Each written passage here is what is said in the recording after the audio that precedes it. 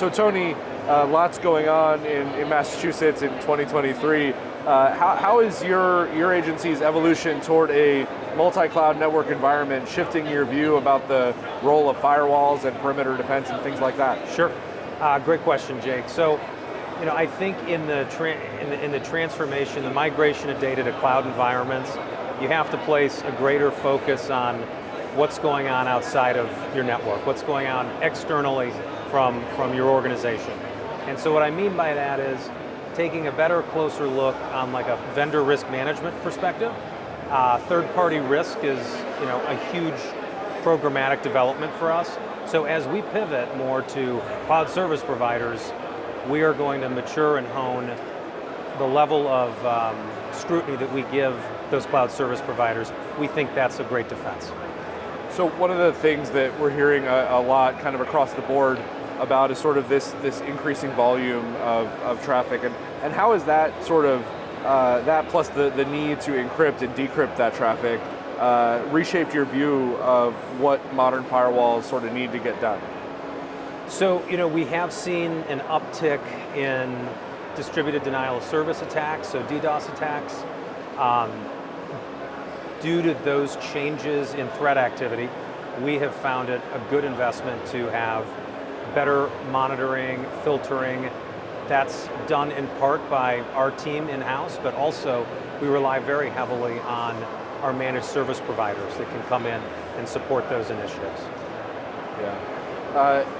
And again, with so many conversations about where we're putting money, where we're putting time, where we're putting resources, where are you seeing your infrastructure and security modernization efforts pay off with a stronger or more dynamic sort of perimeter? So I think one of the areas that we might be kind of breaking a bit of new ground in is our Application Security Center of Excellence. And I think, Jake, that kind of ties in with your first question about how we're monitoring like the perimeter.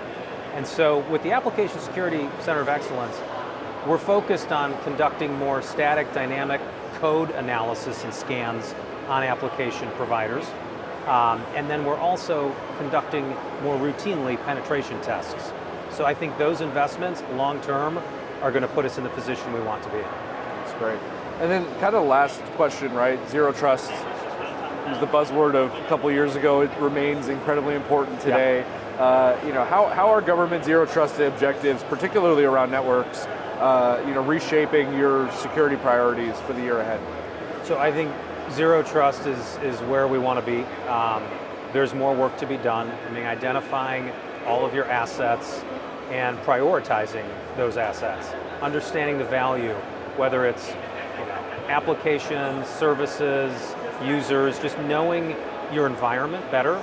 And zero trust gets you asking those tough questions. So we're in the process of doing that now. And in time, I think that these investments will also pay off. It'll secure our perimeter better.